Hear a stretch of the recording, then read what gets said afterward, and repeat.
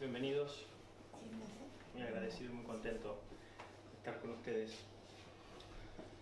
Bien, yo les propongo lo siguiente. Voy a hacer una presentación de más o menos una hora y después abrimos el diálogo, preguntas, que eso también es sumamente importante, poder charlar y abordar el tema desde las perspectivas también de las distintas personas que estamos acá presentes. El alma es un concepto, una creencia que, bueno, es muy popular, ¿sí? Hoy en día la palabra alma circula con facilidad. Muy fácil escuchar a alguien que hable del alma y nadie se sorprende por eso. Más aún, hay una disciplina muy popular en Argentina que tiene el alma por parte de su nombre, que es el psicólogo, porque ese psico es psige. Psige es alma en griego. Cuando uno tiene sufrimientos del alma, confusiones del alma, bueno, el psicólogo, en principio, para aclarar, para analizar, y en Argentina somos bastante adeptos a la psicología, así que uno tira una piedra y le cae un psicólogo prácticamente, así que está presente el alma en nuestro vocabulario cotidiano. Pero como ocurre con el vocabulario cotidiano tiene un gran poder porque hace el mundo cotidianamente, pero bueno, también es como un inmenso océano de 20 centímetros de profundidad. Es decir, es inmenso, el vocabulario cotidiano abarca un montón de cosas, pero bueno, muchas veces no cala profundo. La idea acá es poder un poquito hablar del alma más en profundidad, ¿sí? Ver un poco su historia y también qué es lo que propone. Esto me parece que es muy importante. ¿Qué es lo que propone el alma? Se puede abordar desde muchas distintas formas y algunas están presentes incluso en lo cotidiano de nuestro hablar cuando nos referimos al alma. Una primera aproximación sería una aproximación filosófica en el sentido clásico. Platón, Aristóteles, la filosofía griega. Muchos de nosotros entendemos alma como relacionado a la esencia. Está lo físico, que se manifiesta en los sentidos, y hay un aspecto esencial que sería el alma, ¿no? Cuando nos referimos al alma en líneas generales hablamos de la esencia de algo. Eso nos viene mucho en realidad de Platón, ¿sí? Platón es decir, si uno lee el Fedón, si uno lee los diálogos platónicos, son encuentros muchas veces entre hombres que se encuentran a cenar, a comer ahí, pero que también hablan de esencia, ¿no? Entonces, ese approach por ahí del alma en tanto esencia lo tenemos en gran medida por esa gran influencia que tiene la filosofía griega en toda la construcción de Occidente. Y por supuesto también lo tenemos del cristianismo. En realidad el cristianismo toma muy fuerte, cuando se construye el cristianismo como iglesia, cuando se hace la teología del cristianismo, porque ustedes piensen que desde Cristo a construir la iglesia cristiana hay realmente un recorrido histórico inmenso, ¿no? O sea, no es que lo crucifican a Cristo y bueno, vamos todo. Es decir, realmente se tiene que dar todo un desarrollo político tremendo. Toda la construcción del cristianismo, que es una construcción más que nada romana. Los romanos son herederos directos en gran medida de los griegos y acoplan fuertemente el concepto de alma también a todo lo que ha sido la enseñanza de Cristo. Porque si uno busca en la enseñanza de Cristo mismo no va a encontrar que hable mucho del alma, ¿sí? No es un concepto, y ahora lo explico un poco mejor, pero no es un concepto semita, es decir, no es un concepto de los judíos, que es de donde el cristianismo vendría. Lo toman fuertemente de los romanos, lo toman fuertemente de los griegos, y de ahí a nosotros también nos viene, ¿sí? Es decir, en el cristianismo el alma tiene también una presencia importantísima en el sistema de creencias del cristianismo, pero también es verdad que le viene desde este costado griego, desde este costado romano. Por ahí, respecto de esta cuestión de ser el alma presente en nuestro vocabulario cotidiano, pero no profundizar mucho en eso, el alma es un concepto que es cierto, nos viene muy fuertemente de la religión, ¿sí? De las tradiciones espirituales. Pero por ahí el habla cotidiana tiende a generalizar muy fácilmente. Entonces dice, bueno, todas las religiones tienen el alma presente en sus sistemas de creencias. Y eso es un grave error. ¿sí? Eso no es esas generalizaciones, siempre nos terminan dejando muy solos porque creemos que el mundo es tal como lo pensamos nosotros, y el mundo, y la historia sobre todo el mundo, tiene una vastedad inmensa. Entonces no da en ocurrir que necesariamente toda religión tenga el alma por presente. Hablaba recién del judaísmo, ¿sí? El judaísmo no tiene el alma en su corazón. Si uno lee los primeros 5 libros de la Biblia, que son el Pentateuco, que deben ser también la ley sobre la cual se construye el cristianismo, no van a encontrar referencias al alma, porque el judaísmo no es una tradición espiritual de esencias, es una tradición espiritual de conductas. Es decir, la ley dice cómo se comportan los hijos de Dios, y es eso lo importante, comportarse de esa forma. No van a encontrar alusiones al cielo, no van a encontrar alusiones a mucho después de la muerte, porque para los judíos lo importante es acá y ahora, la vida y cómo uno se comporta, y en virtud de ese comportarse es o no hijo de Dios. Y hay otra religión sumamente difundida, probablemente la segunda religión más importante actualmente en el mundo, a nivel de cantidad de personas que la practican, que es el budismo. El budismo expresamente no tiene al alma por concepto de su sistema de creencias. ¿Por qué? El budismo es una tradición espiritual que se desarrolla desde el hinduismo. Para establecer una analogía que a nosotros nos permita entenderlo, así como el cristianismo sale del judaísmo, Cristo no era cristiano, era judío. El budismo hace lo mismo respecto del hinduismo. Buda no era budista, era hinduista. Pero Buda, en un discurso muy importante de su enseñanza, en algún punto hasta equiparable al discurso de los olivos de Cristo, disuelve el concepto de alma. Muestra que para el sistema de creencias que él plantea, el alma no es un concepto necesario. Por lo tal, no van a encontrar en las enseñanzas tradicionales del budismo, ni en Tíbet, ni en el Zen, ni en el budismo Chan de China, alusiones al alma, ¿sí? Yo lo que les propongo, esto me parece que es lo primero importante, por lo menos, ¿no? Es decir, no generalizar, no decir, bueno, si es religioso cree en el alma, ¿no? Puede ser una persona muy practicante de la religión y realmente no tener el alma por algo en lo que crea o le sea necesario para como él entiende su camino y su práctica. Y bueno, obviamente hoy no voy a hablar ni del judaísmo ni del budismo porque voy a hablar del alma. Así que esto me parecía igual una primera aproximación, ¿sí? Para quitarnos de la mente esta cuestión de decir alma y religión siempre van juntas, no es así. El alma, ahora sí entrando en el tema nuestro, en el sentido de dónde viene y qué propone, fuertemente se crea en el contexto del hinduismo, ¿sí? Esta religión de la que acabo de decir es la precursora del budismo. Y esto, realmente decir cuándo se crea el concepto del alma es una falacia, no tiene ningún sentido, no habría forma de probarlo, es un concepto antiquísimo, ¿sí? Es un concepto realmente milenario. No voy a entrar en hacer, además no tiene el sentido de alterizar, este no es un lugar académico, es un lugar que más que nada busca despertar distintas reflexiones, no voy a entrar en esa cuestión que además no tiene mayor sentido. Pero sí hay un texto que es sobre el que voy a trabajar hoy, que es el texto que pone al alma por primera vez fuertemente, que se sepa, en el centro, ¿sí? Este es el texto que realmente agarra un concepto que ya estaba muy difundido en la India, en la práctica del hinduismo, y lo pone en el centro del... Vení, sentate, lo pone en el centro de... Por favor. Lo pone en el centro de la cuestión, que es el Bhagavad Gita, ¿sí? Que es el texto sobre el cual me voy a apoyar para abordar el tema. El Bhagavad Gita, Bhagavad quiere decir la realidad suprema, de alguna manera, y Gita querría decir poema, ¿sí? Este sería el poema de la realidad suprema. Y es parte de un texto hinduista clave, importantísimo y mucho más amplio, que es el Mahabharata.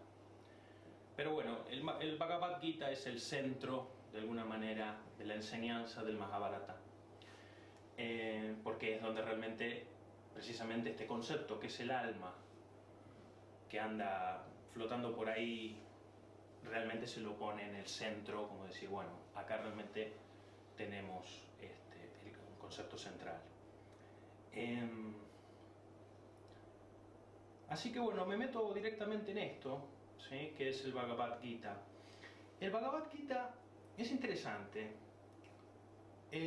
Transcurre el Mahabharata, el libro mayor, ¿sí? El poema mayor, transcurre en el contexto de una guerra. Una guerra. Y el Bhagavad Gita específicamente es una batalla. Están en una batalla. Esto es muy importante. De hecho, los invito, si quieren, a ponerse un poco en el contexto. Porque uno muchas veces dice el alma es una esencia, es algo que tiene que ver con la paz, por ahí en última instancia. Y resulta muy fuerte de repente pensar que el alma se ponga en el centro de la cuestión en una batalla. Repito, esta cuestión de esencia nos viene más de los banquetes de Platón, ¿no? Tipo, estamos todos cenando y después hablamos del alma. Bueno, acá no olvídense de eso, no estamos cenando. Esto es una batalla.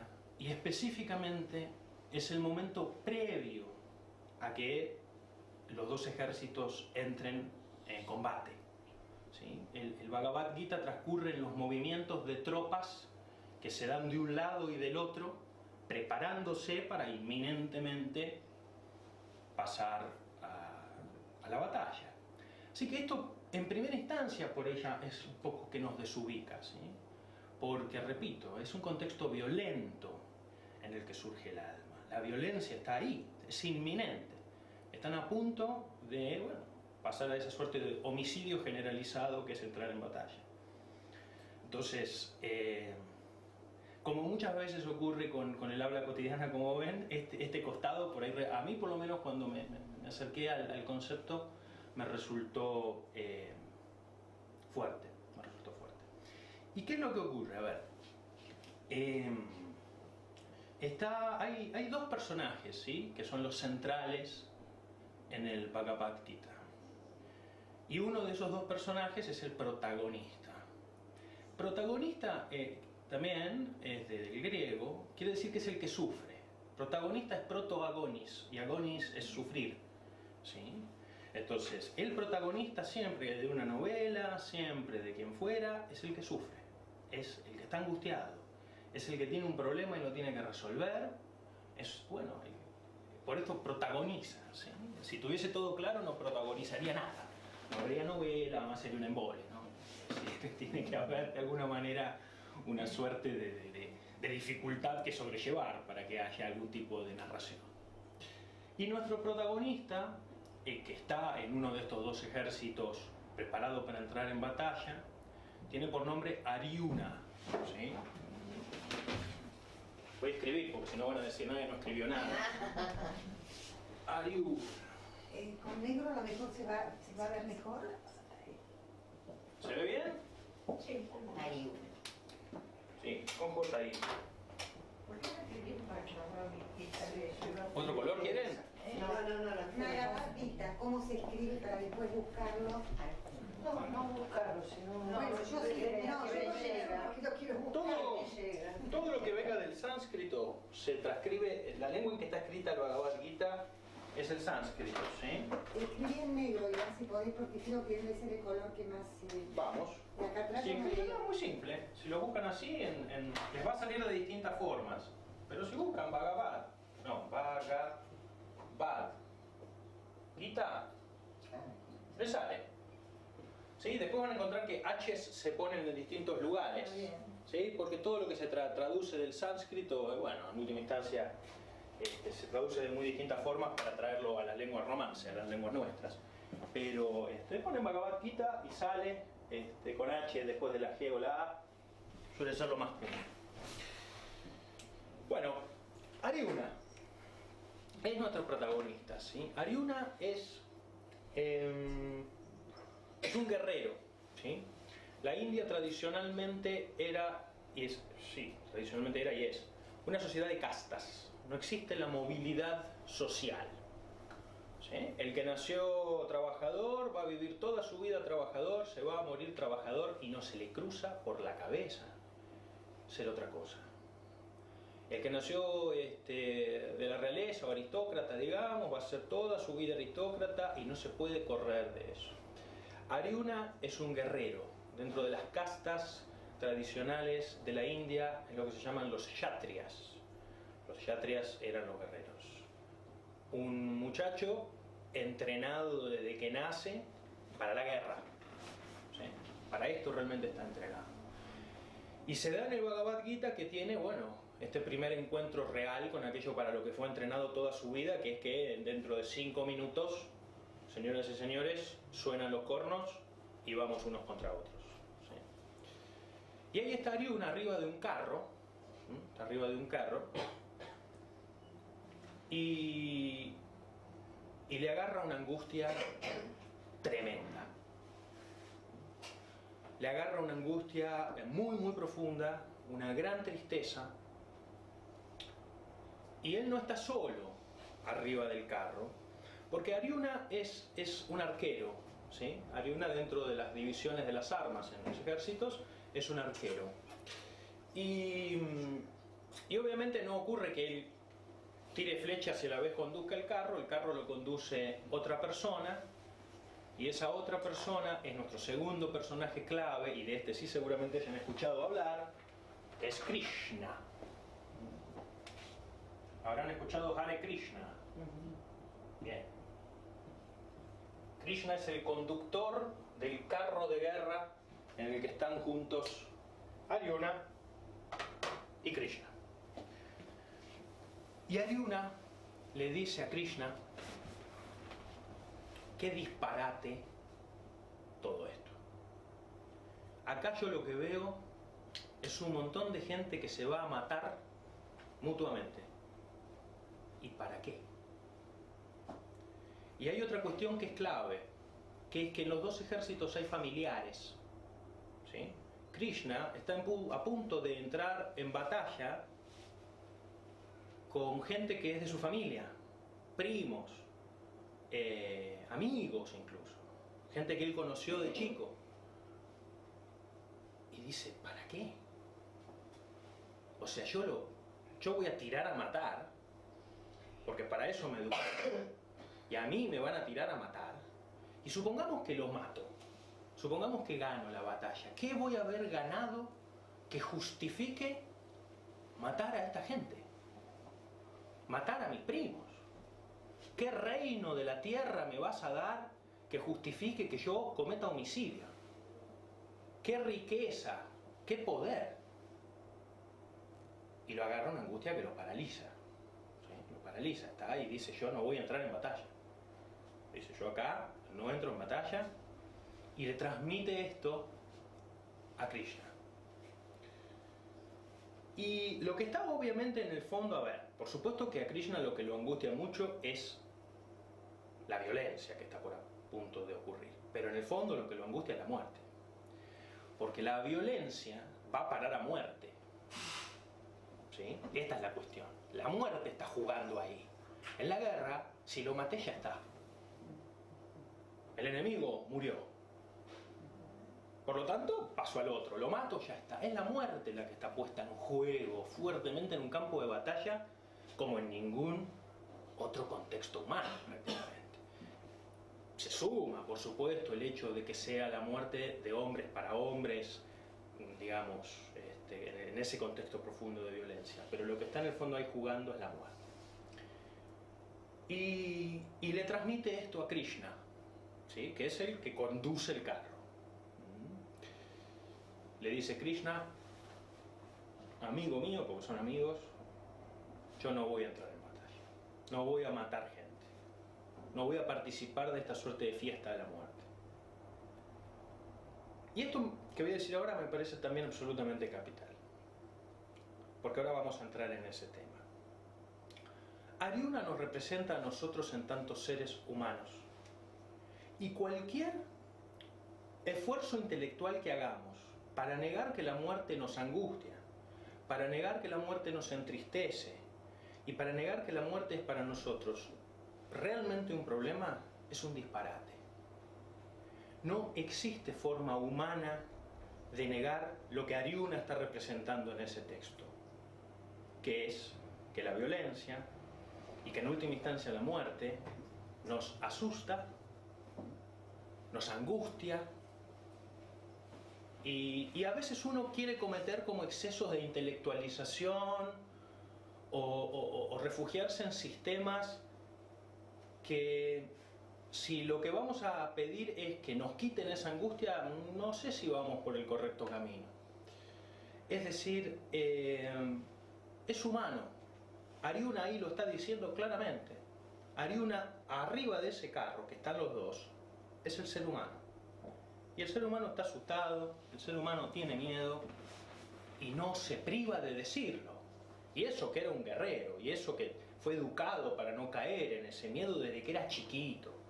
Y sin embargo, cuando se la ve venir, le pasa un poco también lo mismo que a Cristo antes de que lo crucifiquen. Padre, si puedes hacer pasar esta de mí, que se haga tu voluntad, pero si puedes hacer pasar esta de mí, hazla pasar de mí. Es decir, es humano, ¿sí? Bien. Ahora bien, solo para quien reconoce que la muerte lo angustia, solo para quien reconoce que la muerte le da miedo, solo para quien se atreve a ser humano en ese sentido, se abre un camino. El camino no niega la angustia de la muerte, no quita la angustia de la muerte, parte de esa angustia, es su base. ¿Sí? Es decir, si no es intelectualización falsa, no es genuina, bla bla bla, bla bla bla, tipo el banquete de Platón, sí, todos nos podemos comer unas carnes y unos vinos y después de sobremesa hablar del alma, pero eso, bueno, eso es una cosa, una charlita. Acá el tema es íntimo, es angustiante. Ahora, por suerte Arjuna no estaba solo en el carro, está Krishna. Y Krishna escucha esto. Y Krishna representa la posibilidad que se abre para aquel que reconoce que la muerte lo angustia y lo asusta. Que es, bueno, si vos te animaste a reconocer genuinamente que la muerte te angustia y te asusta, hay algo más. Pero solo porque reconociste eso. Si vos venías acá con, no, yo soy un guerrero, me la banco, porque me educaron, no había nada. Arjuna cede y expone su angustia, y Krishna, que representa lo divino, es el personaje que representa lo trascendente, lo escucha, reconoce que su amigo está afligido y abre las puertas, de aquellas puertas que solo se abren para quien se reconoce su sufrimiento, su angustia. Y acá, bueno, empieza un poco también a tomar Krishna fuerza, ¿sí? Es decir, lo divino viene de alguna manera a darle la mano a ese hombre angustiado. ¿Y qué le dice Krishna a Arjuna? Y además este Arjuna que está haciendo vaya un planteo, Che, ¿para qué voy a entrar a matar gente acá?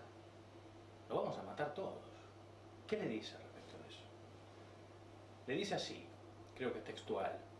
Le dice, has pronunciado vanas palabras de sabiduría y te afliges por quien no afligirte. Le dice, ninguno de nosotros que va a participar de esta batalla no existió en el pasado. Ninguno de nosotros que va a participar en esta batalla no existe ahora, y ninguno de nosotros dejará de existir en el futuro. Lo que le está diciendo es, no hay tal cosa como la muerte. Y lo digo de vuelta. Esto dicho desde Krishna, es decir, desde el lado de lo divino. No hay tal cosa como la muerte, muchacho. ¿Qué es entonces lo que sí hay? Porque además hay que decir que no hay tal cosa como la muerte, ¿no? Es decir, imaginen que digo esto y ahora me voy. Es decir, bueno, es un disparate, ¿no? Si vaya, si la hay. ¿Qué hay? Bien. Esto también entonces Esto a mí me parece lo más importante probablemente de esta exposición, o de lo más importante. Lo que hay, dice Krishna, es una manera de interpretar y de entender la vida que tiene por producto la muerte. No hay la muerte en sí. Ocurre que todos nosotros, como humanos, tenemos una manera de entender, de interpretar la vida que da por resultado la muerte. Pero no hay la muerte en sí. La muerte es un producto, ¿sí?, de nuestra manera de vivir. Por lo tanto, el centro de la cuestión no es la muerte, es la vida. Y esto es muy importante porque acá sí, todas las religiones hacen lo mismo. Las religiones no es cierto que pongan el eje en la muerte, ponen el eje en la vida. Los dispositivos de poder político de las religiones sí ponen el eje en la muerte. Porque con la muerte es muy fácil manipular. Porque como todo el mundo le tiene miedo a la muerte, si yo a vos te doy esperanzas de lo que te va a pasar después de la muerte, construyo todo un sistema político en el cual es muy fácil tenerte agarrado. Porque te agarré justo por donde te tenía que agarrar. Anda a soltarte de ahí después. Es decir, cuando te agarré ahí, te agarré. Pero ese es el mecanismo impropio de las religiones. Las religiones no tienen a la muerte por tema central ninguna. ¿Cómo van a tener a la muerte por tema central? Si estamos todos vivos. Es decir, ¿a quién le habla? Que los muertos no escuchan. No sé, un cadáver no escucha. No reza el Padre Nuestro. Reza el Padre Nuestro a los vivos. Todos los textos, me podría pasar acá largo rato hablándole de texto donde se hace alusión directa a decir acá no me pongan a la muerte por centro. La muerte, en última instancia, es una suerte de chivo expiatorio. Es un lugar donde nosotros ponemos nuestros miedos para no reconocer que los miedos los tenemos en la vida. La muerte, al fin y al cabo, viene a salvarnos. Porque ¿sabés qué pasa? Que vivir es tan difícil que, ay, cuando me muera. Porque los problemas son en vida. Porque las angustias son en vida.